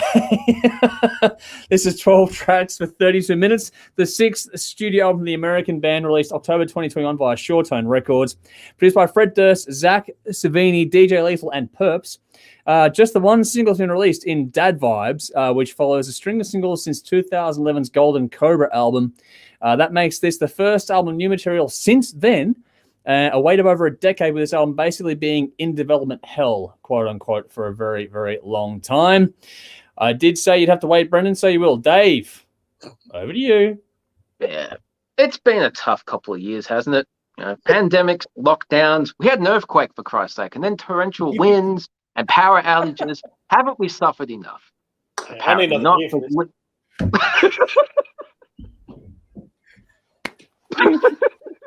Sorry, mate, keep going. This is good. Yeah, apparently we haven't suffered enough because Limp Bizkit decides to release a new album. But okay, let's be serious for a moment. They've obviously released the best album of the year. Forget about other bands who have put some effort into releasing albums that go for at least 45 minutes, not to mention the bands that put out fucking epics like Iron Maiden, Dream Theater, and Mastodon.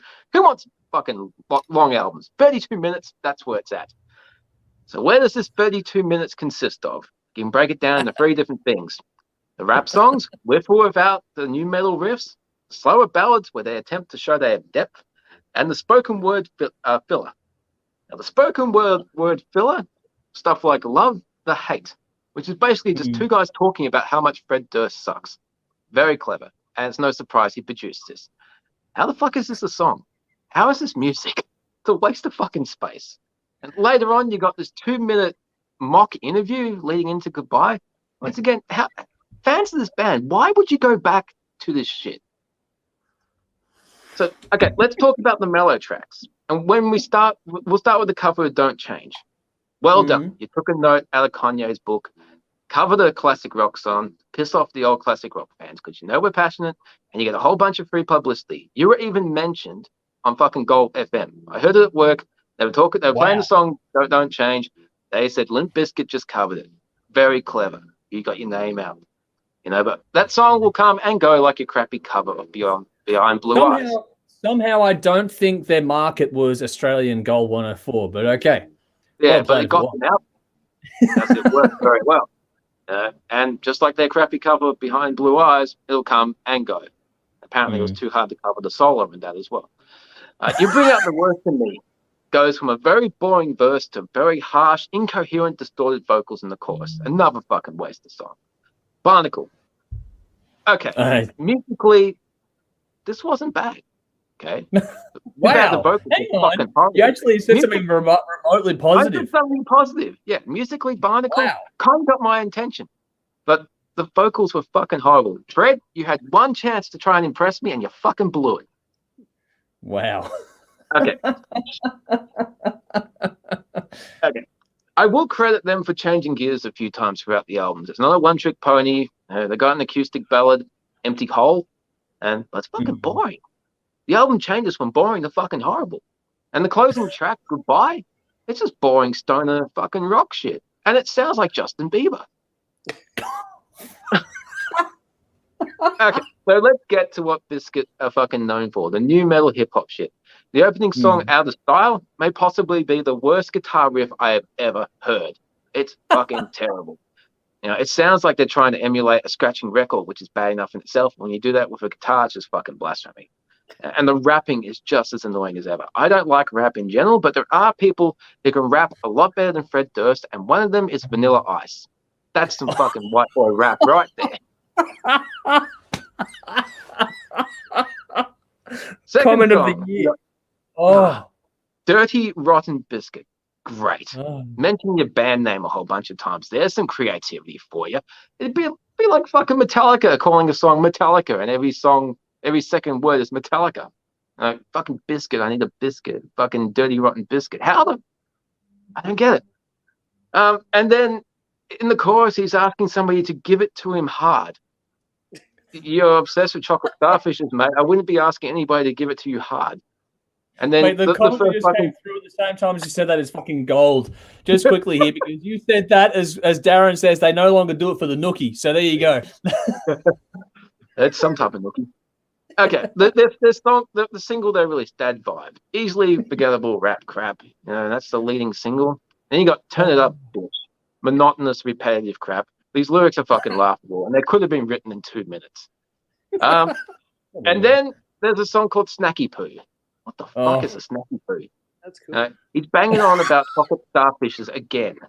It wasn't funny the first time. It wasn't clever the first time. And that was 20 years ago when he was 30 years old. He's now 51 years old. Grow the fuck up. Okay? You know, he can change his look all he wants. He can mention fucking dad vibes. We're all aware of the irony of the self-awareness, you know, and it's helping his band get away with the fact that they haven't fucking changed at all in 20 years. Now, I'm sure the fans will give this a few spins, but in 10, 15 years' time, when Limp Bizkit go out on their nostalgia tour, like every band will, anybody want to hear songs from this album, or are they going to fucking Nookie and Rollin'? This album is just rehashing glory days. I'm disappointed we're not going to get a new album from Guns N' Roses. But in reality, you know, what's Axl going to sing about? He's not 20 years old anymore. You're not going to get Appetite for Destruction. He's 59. He's in a good place.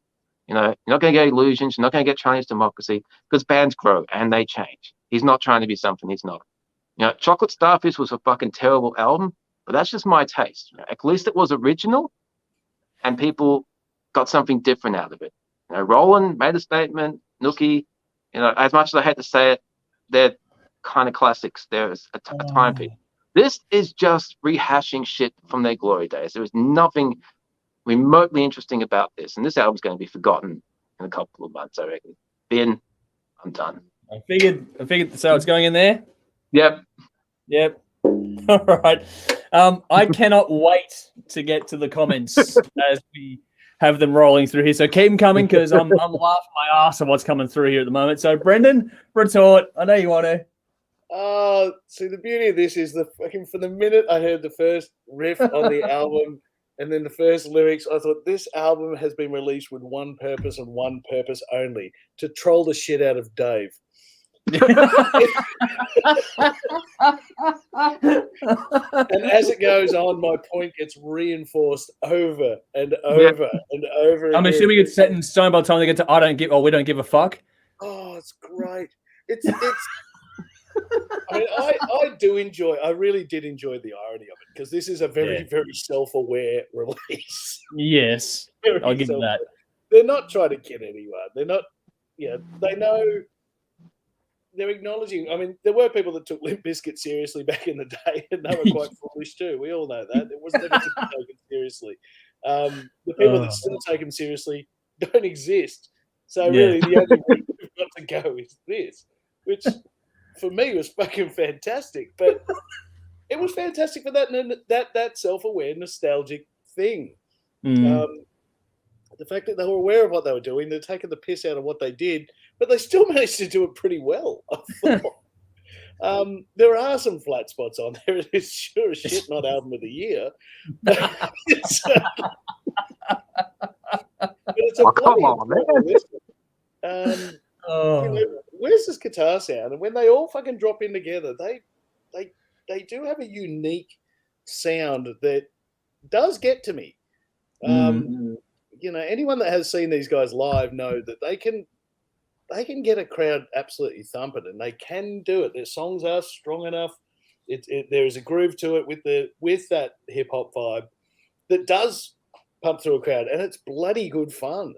It's not sensible. It's not genius. It's fun. And this is more of that. So from that point of view, I enjoyed it. 32 minutes was a brilliant length of the album, because any more and I would have been getting bored too, to be honest with you. 32 minutes was about spot on, because I'm like, that's enough. On to the next thing. Yeah. But look, I enjoyed it. If you like Limp Bizkit in the past, you'll get a giggle out of it. No, it's not. It's not great. It's good though. It's funny. I thought the "Don't Change" cover was surprisingly listenable. It's horrible. Yeah, I don't think it's horrible. I don't think it's great. I didn't mind the cover personally. I thought it was a different take. Grinspoon's cover of it's better, but yeah, but it's all right. It's listenable. But yeah, what do I give it? I don't know, 7, because it made me laugh knowing how much pain Dave was in. I only heard it once. I liked Out of Style Dad Vibes and Pill Popper. Did you even mention Pill Popper? He didn't. I think I missed that one. Yeah. Half-hour album. You missed an absolute gem, Dave. You missed a gem.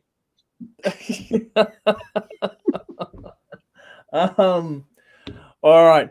What I find funniest about this album is that this has been called the new metal equivalent of Chinese democracy. They've been working. They have been working. I am not even joking. That's what it's been referred to. Because they've been shopping this fucking thing around since 2012 or something. So it's about a decade in the process. Really? They got 32 minutes. Yeah. And I genuinely, if you've been waiting for this for a decade, you're going to be fucking disappointed. I don't care who you are.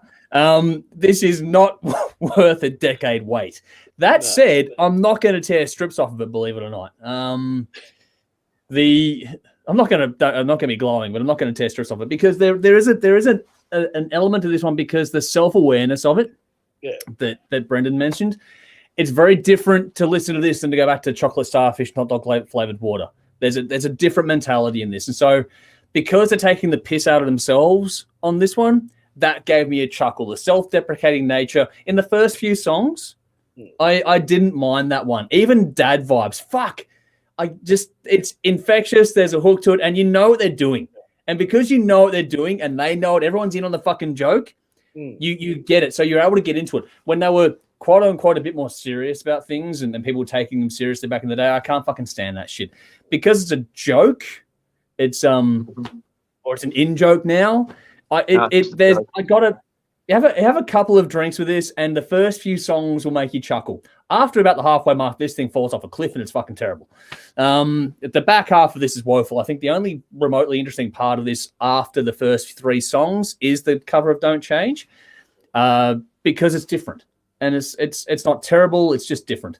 And I didn't mind it. I thought they did it was nice to slow it down and space it out and stuff and make it a very, airy kind of a song, which is what they do with the covers in general. They switch it up. But in terms of going back to the new metal thing with the first 3 tracks in particular, I thought they did that pretty bloody well. The love, the hate is pointless. The Wes Borland interview track, what the fuck? Like, there is some genuine dead set filler on a 32-minute album, and that's saying something after a decade of waiting. So that, to put it into context with how much effort went into this one, fucking spare me. But in terms of the songs that are actually good on it, I'll give credit where it's due for those ones. The tones were good, the production was good, all those things are there. The lyrics weren't as puerile as in the past. Like I said, you're in on the joke at this point in time, and they know exactly what they're doing. It is a troll album. I really do believe that. It is meant to just troll everyone out there, and people are going to eat this shit up for breakfast, and well done to them. The idea that they needed to sit on this for that many years, though, and wait for an album, the right fit and all that sort of stuff is a joke, because they could have just fucking done this on Bandcamp and social media and fucking smoked it anyway, so whatever.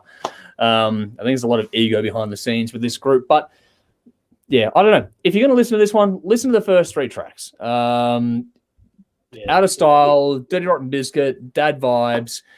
Those are my standouts in this one. If you like the whole new metal thing at all, those 3 tracks, if you're aged, I never got into this band to begin with, but because there was a lot of bands like Korn and Marilyn Manson and Rammstein and Incubus and other bands at the same era, if you want to go back in time a bit, those opening tracks on this one will take you back there, and everyone's in on it, like I was saying before, and that's what makes it fun. That's what gives you the chuckle. After that, turn it off. It's not really any point after that. But, for what it is, those tracks are fun, interesting. Like I said, if I have a couple of drinks, I will chuckle along with this one. It's harder to sit through it when I'm sober, but it's one of those ones at the same time where if you put it on at a party, no one's really going to turn it off except Dave. Oh, I think people will generally let it go because it is so short. You get through the first tracks, everyone have some fun. Dad Vibes will genuinely get the people laughing in the room anyway. Everyone's going to know what it's all about. After that, people will get back to the conversation, then it'll be over and you go to the next album. So it's one of those ones it'll be safe at a party. There's not really anything here that's too obscene or anything. They're not trying too hard. It's just, they're doing what they do, and rightly or wrongly, they did some of this pretty well. So I'm going to give it a 4 out of 10. Believe it or not, I'm not going to trash it. I'm not going to love it, but it wasn't as bad as I thought it'd be. I found myself feeling dirty because I enjoyed a few tracks on this one, and that wasn't pleasant. But I have to give credit where it was due, because there was a stupid charm to it, and I will enjoy that one. Maybe it's because the last couple of years have been so fucking miserable that anything that gives you a smile, you'll take it. But that's what it did. The first few tracks in this one had a bit of a fun time for me. So yeah, 4 out of 10. Dirty Rotten Biscuit, Out of Style, and Dad Vibes. Like I said, the rest you can forget it, but those 3 tracks are pretty cool. I've got the comments coming, so they're still coming too, by the way. I'm going to scroll back a bit here. So give me a moment where we get back to, okay, rightio. So I said before, here we go, and then Tim joined us. So Lee says the new metal Chinese democracy, and I found that hilarious reading up on this and how it was referred to that. I knew Dave would get a kick out of that one. Nicole says perfect title with Still Sucks, and yeah, that's pretty true. Yep. But again, everyone's in on the joke at this point in time. That's the thing about it. The fact that the joke took 10 years to deliver. Yeah, taking 10 years to deliver this joke is a bit silly, but they delivered a joke. Basher says, in my humble opinion, rubbish. We're going to get a lot of this. Don't poke the bear. Dave's definitely giving off dad vibes. Dave Durst.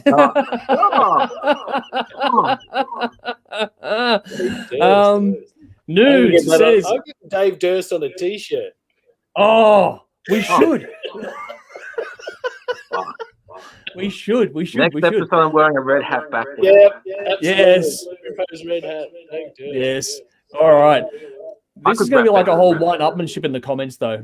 This is going to be fun. Apparently, from Nudes, Chappelle Corby was given the choice when attending a Limp Bizkit concert or 20 years in prison. I think she made the right choice. Conrad says, a toilet flushing has more musical talent than any Limp Bizkit record, including this. I lasted less than 30 seconds. There's a few jokes in there, I'm sure, for everyone watching along at home. They no longer do it for the nookie, from Darren. Nicole says, Ice Ice Baby, haha, I have tears in reference to the better rappers. Sally says, I had to give this a quick squiz. It's like watching an accident. Your eyes bug out and you're shaking your head saying, no, why? TC might have the barb of the night here with It's Still Better Than Absurd by Guns N' Roses. I agree. No, it is.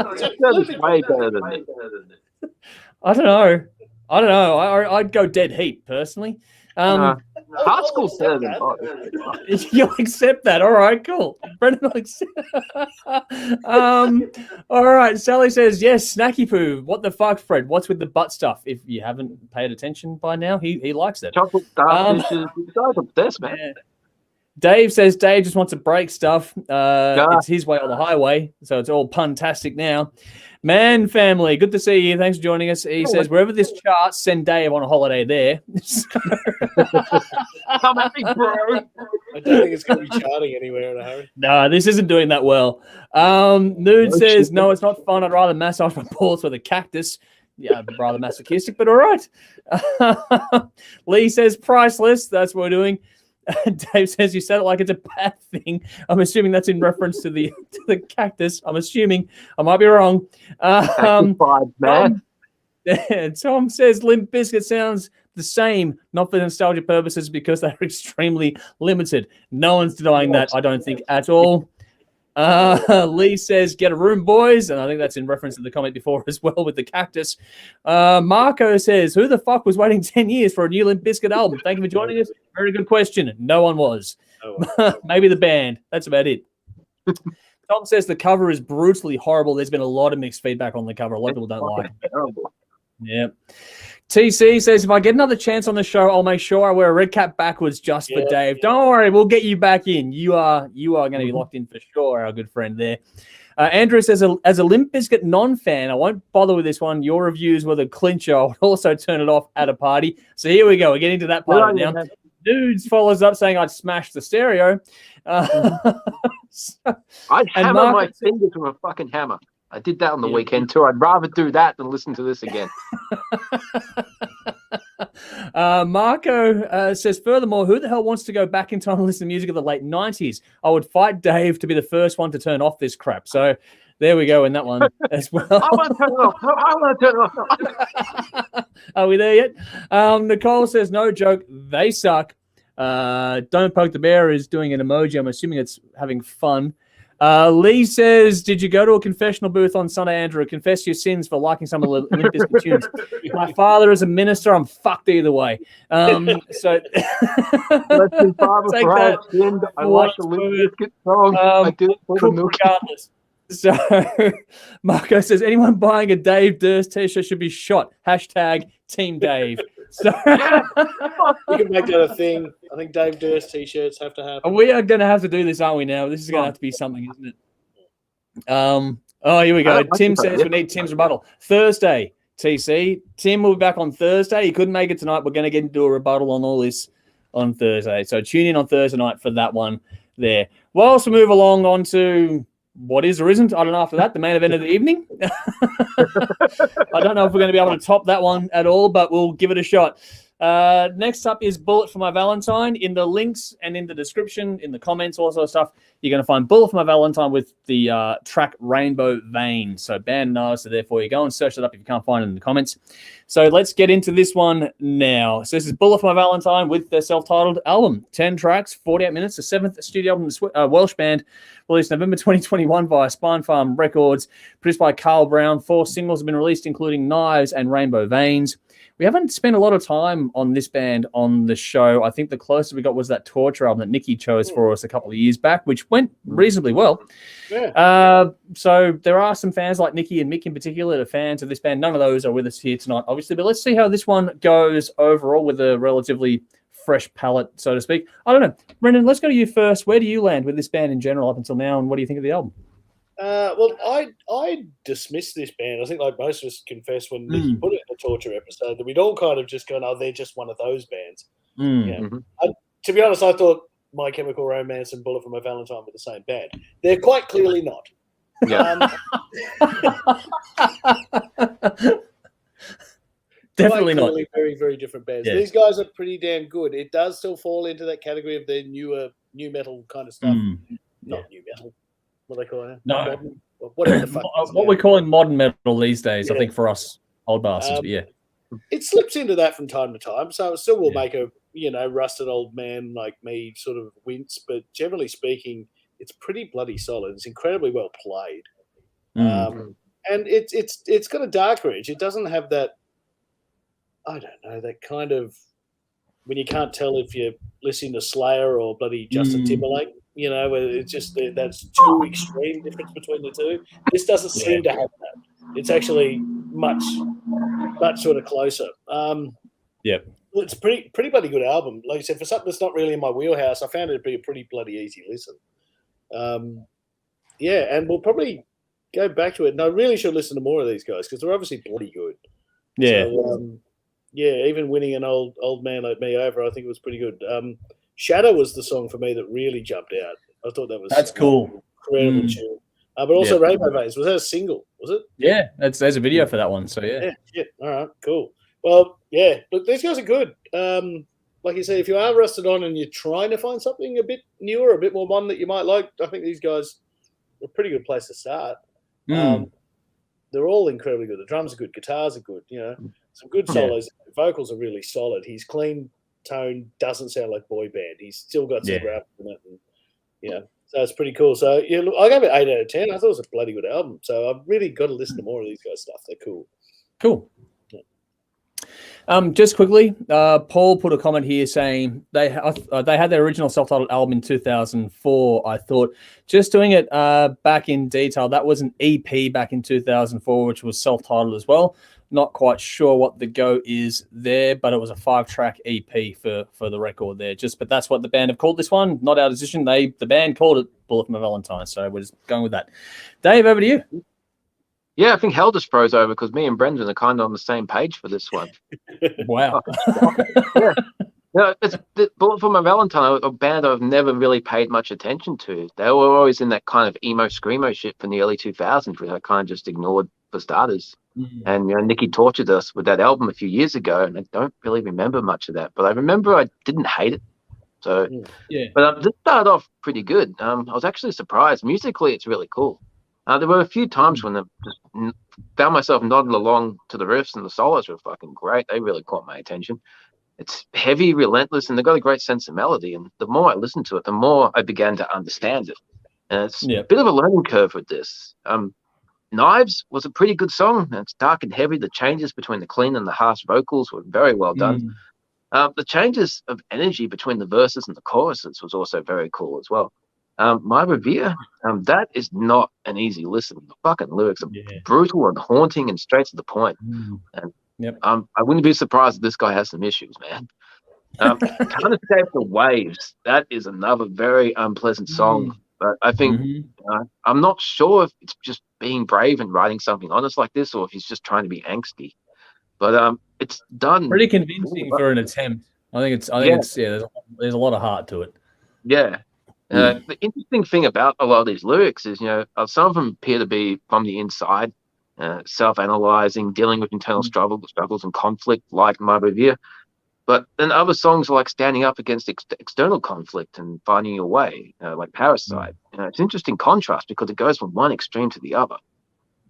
There's lines in a song like Shadow. I don't exist. I was never alive. And now I know that I'm ready to die. Like, dude, you're not very happy, are you? But and shit like that. I'm just too old and happy for a lot of this. But I kind of dismissed it the first listen because I'm just like, that's a fucking attitude. But then, with repeat listens, there's a lot of substance, and if you know where this is coming from, it's one that you have to spend a bit of time with, and it's interesting enough to listen to that you want to do that. I think the harsh vocals fit the music. I'm not a big fan of harsh vocals in general, but you couldn't have clean singing over a lot of this, and it really fucking suited what they were going for. Cool. I thought when they had the clean vocals, there was instances where the music overpowered it. In Paralyzed, you have the guitar melody right up in your face, you've got double bass drumming pounding, and sometimes it's even other harsh vocals in the background. And there's times where I thought the clean vocals was drowned out. You knew they were there, but everything else was just in front. Don't know if that's a production problem or just the vocals weren't cutting through, but yeah. But they mixed the vocals back intentionally on this one to compensate for the tone, to not let it be too harsh. I think so. It was a balancing act. Might have been times where it could have been better with the harsh vocals instead of the clean ones, but yeah, it is what it is. The solo on Paralyzed was fucking great. And just at first listen first was like, shit, that was cool. Overall, musically, it's really good. Performances are great. Even like the harsh vocals, but at times the lyrics are just really hard to listen to. You know, if they set out to make a brutally heavy and technical album with some confronting and troubling lyrics, they certainly succeeded. I try and put it into something I can relate to, and I'm a big movie fan. And you often see actors tackling unpleasant situations and subject matter. Now you can do that with music too. Sometimes it's done shit, sometimes it's done exceptionally well, and I think this is done really well. And part of me is wondering if, you know, whoever wrote these lyrics is as troubled as they appear to be, or is it just exceptionally gifted at observing human condition and problems that people are going through. You know, if people that are going through shit enjoy this music and they get something positive out of it, you know, that's certainly a credit to the band. I think it's kind of brave that they're tackling this. You know? The band has been overlooked on my behalf, and a lot of other people. Yeah, they seem to be one of those bands that cop a lot of shit. But I think they really stepped things up a lot. From the one or two songs I've heard in the past, this is definitely a game changer for them. I think it could, you know, take them to a whole new level. You certainly can't deny the talent in this band. I think they've unfairly copped a lot of shit. But I don't know if I'll call myself a fan yet, but I've certainly got a new appreciation for this band. Overall, I gave it 8 out of 10. I thought Knives, Rainbow Veins, Shadow, and Paralyzed were standouts for me. Cool. Yeah, I liked the mix overall and how they approached it. It's a very big sound. It runs a touch hot, but that's the whole style of what's going on. They didn't overcook it at all. It was a very, very clever mix, and the way they pushed and pulled with the vocal, especially between the harsh and the clean, was, I thought, really well done in terms of just execution in the studio.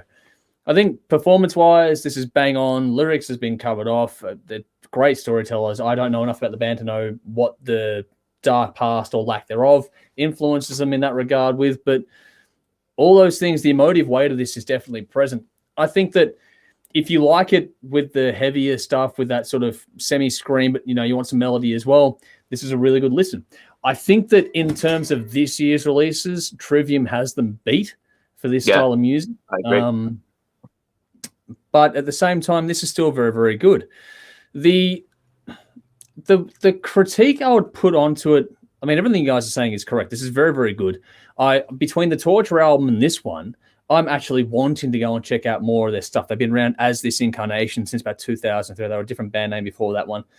But they've been doing this for a while now, and there's a bit to go and check out. So I'm definitely, this sort of, after the Torture, I said I would want to go back and check more of their stuff out. And I think Mick at the time said, check out the first couple of albums. After that, it goes, shit, I want to check out the actual discography whenever I get around to that. I don't know, but I want to. This album reinforces that for me in a big way. I just think that at the same time, in terms of what's been released this year and this style of music overall, this is very, very good. But I don't know if it leaps ahead of other ones either. It's the equal of, but I don't know if it cuts through more than anything else out there either.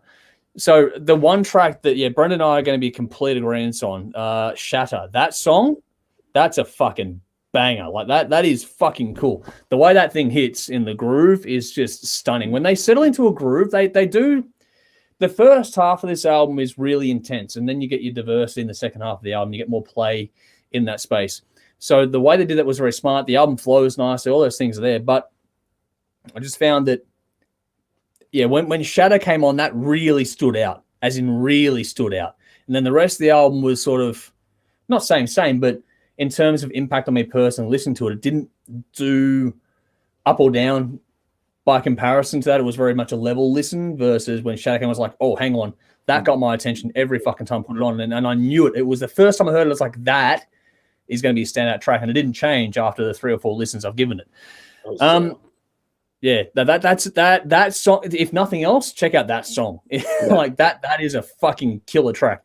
I also picked No Happy Ever After and Bastard. So we're getting a good little cross-section going on here. So depending on who you are and what you're after, you're going to find something in this album and in this band for sure. I like the use of melody. I think they do a very good job of it. They aimed apparently for something like 60 heavy, 40 melodic, and I think they got that balance about right. And how it comes across and listen is, again, I said before about that's more intense at the start and then sort of, moves more on the back end of it. And that sort of balances things out in an interesting way. And it helps the repeat listen to this one too. So there's nothing wrong with this at all. It's very good, very solid. If you like it heavy and modern, you're going to get a really good kick out of this. The tones are good. Production's good. I didn't mind what they were saying before. I thought the vocals and it was all fine by me. I liked the impact of it overall.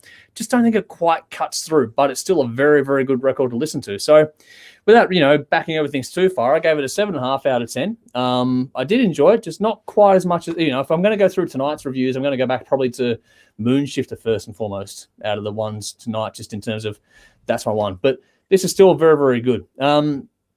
Well worth your time. Please check it out. See you later. So 7.5 out of 10. Shatter, No Happy Ever After, and Bastards were my standouts on this one. Yeah, if you like it heavy and modern, definitely one for you. Back to the comments. Paul also jumped in saying, yes, all the Bullet For My Valentine albums are good and live they are better. I would actually go and see this live. I don't know about you guys, but I would go and see this play live. Definitely. Yeah. It'd be a lot of fun, a lot of energy on this one too.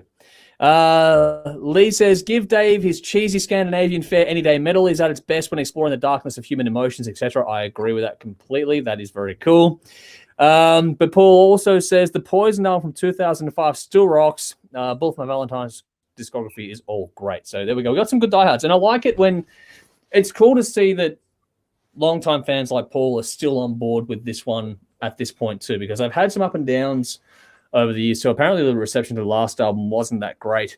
So they wanted to go directly heavier in response to that. And I think they've done a good job with that, all things said. But I think that starts to wrap us up for the evening, unless there's anything else you guys want to add before we start doing the closing proceedings here. I think we're good. We're good. Yeah, probably have. All right. So on that note, a big thank you to our wonderful patrons in Tim Caterson, TC, Lee McDonald, Sonia Donabella, 16x9, Beck Mitchell, Carolyn Mallet, Jason Winch, Marty Powell, Sam Biondo, Trash Vegas, Andrew Heyman. You, Brendan, you're one of them as well. Daniel Bateman, Gwyneth Richards, the Mann family, and Andrew Marshall. Thank you all so much for your fantastic support. If you want to jump into that, just get involved in our Patreon page. The details to follow that, like everything else, are in the description of the post.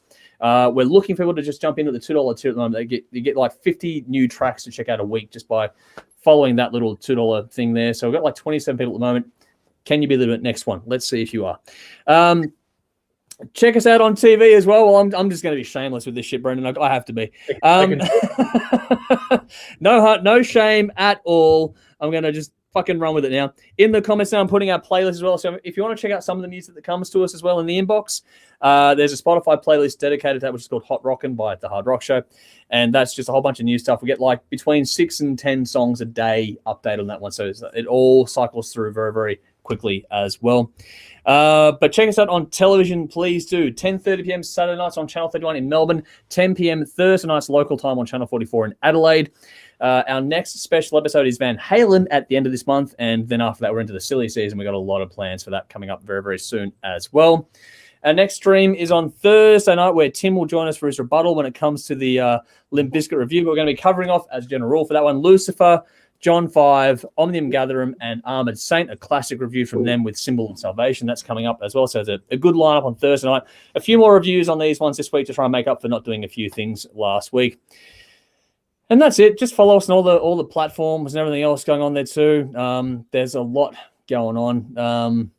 Just keep following us on social. Follow us. Our details are in the description of the post to keep up to date with everything. There's going to be a heap coming up. And also, please check out our fantastic sponsors too in Squidding, Screen Printing, Old Cold, and Rockstar Finance. A big thank you for your support. Please find them. Give them a like, give them a follow as well. That would be greatly appreciated by us here.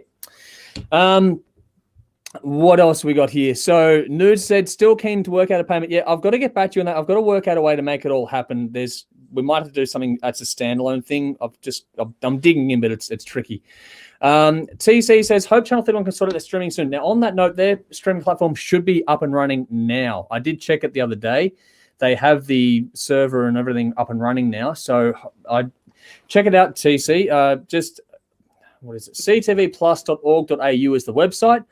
hit that and then hit the Melbourne option on that one, and it should be working now as far as I'm aware. If it's not, then let us know and I'll let them know. And Lee says Patreon page for the uninitiated and the words attack. GIFD shameless plug. So yes, there we go. We're going to keep doing the shameless plugs all the time. Have to, because that's the best way to keep things going and getting things done, because I am busier than you fucking can imagine keeping up to date with it all. And there's just more and more stuff coming. It's just crazy what's going on out there. As we get toward the end of the year, it's nuts.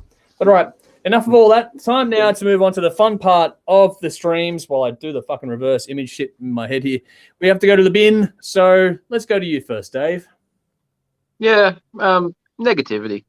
I'm a pretty upbeat, positive person. From the Limp Bizkit review to that. Well, they are negativity. That's I could have just been Limp Bizkit again, but we've been through enough shit. Smile, be good to each other, have a few drinks, hang out with your friends, your family, be happy. None of this negativity shit. There's too many miserable people in the world. In the bin.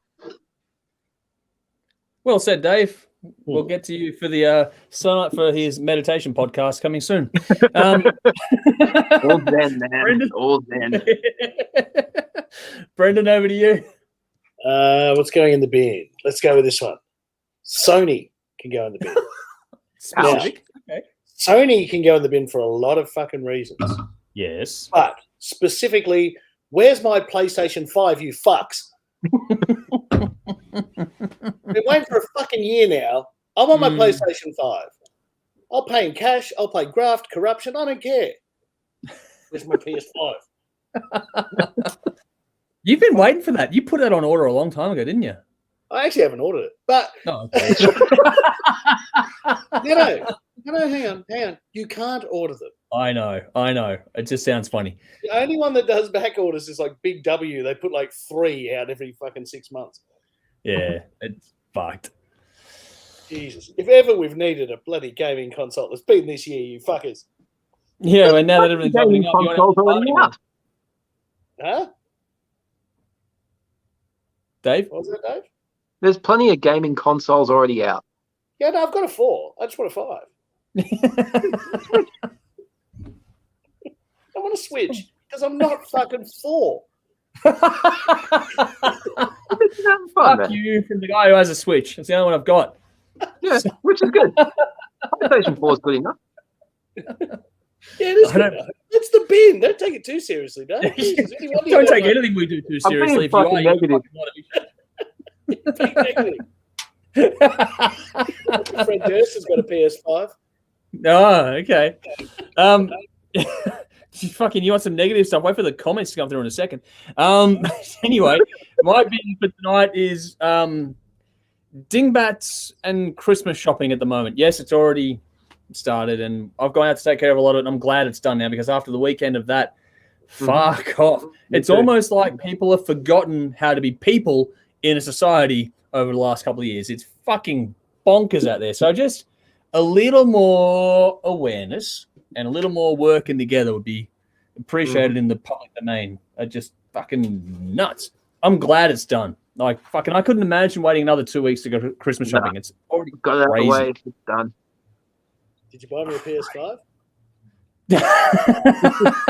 I'll put in a good one. Sony for you, Brendan. I don't buy Christmas presents for anyone, including you guys. Not even Die? Not even Die, no. Well done. All right. That's all right. Okay. All right. We got some audience bins here. So Andrew Marshall has gone ScoMo's climate plan. Such BS. Yeah, I think ScoMo in any way, shape, or form in the bin, and any plan at all he's got can go in the bin. He's fucking worst prime minister ever, and that's saying something. There is some stiff competition, but I think he's outdone Abbott by now. Nude says the assholes who killed the penguin in Melbourne. Yeah, that was fucked. Yeah, that's fucked. Fuck off. That was just wrong. Sumulo says about 1 square foot of air in the bin. Well, that's about all there is in there anyway, and that's about all there is of our intellect going on anyway. Sally's gone you a 10, Brendan. Okay, I'm not quite sure of the context. Maybe I agree. I am a 10. Oh, no. I just picture you Here we walking out of the beach, and it's fucking horrible. You just need Dudley Moore chasing you, man.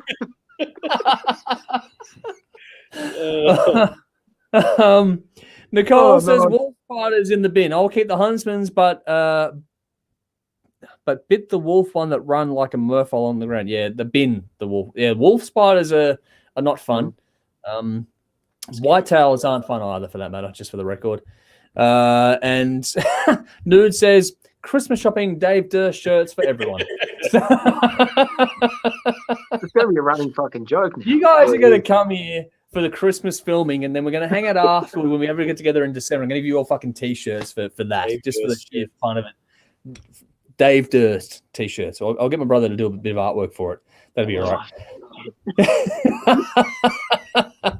All right. That does us for tonight, though, I believe. We've covered everything off. We've done all the usual shit. Hopefully you've enjoyed this broadcast. Thank you all so much for sticking around with us and hanging out for a couple of hours, having some drinks and just talking shit, because that's all we do anyway. So, yeah, negativity in the bin, but don't take us too seriously either, because there's really no fucking time in life for that. So just enjoy it. Hang on. Sally says PlayStation 5. He isn't a 4. There we go. So there we go. By the time you get your PlayStation 5, the PlayStation 10. Yeah. Anyway, I don't know. Enough gaming nonsense. Let's get ourselves out of here. Anything else you guys want to add before we do fly out, or are we done? We're done. We got to be done. We got to be done. All right, cool. On that note, we're out of here. Thank you all so much for tuning in. We'll see you all again on Thursday night. Until then, though, I'm Andrew. I'm Brendan. I'm Dave. As always, drink up. Rock on. Limp Bizkit suck dick.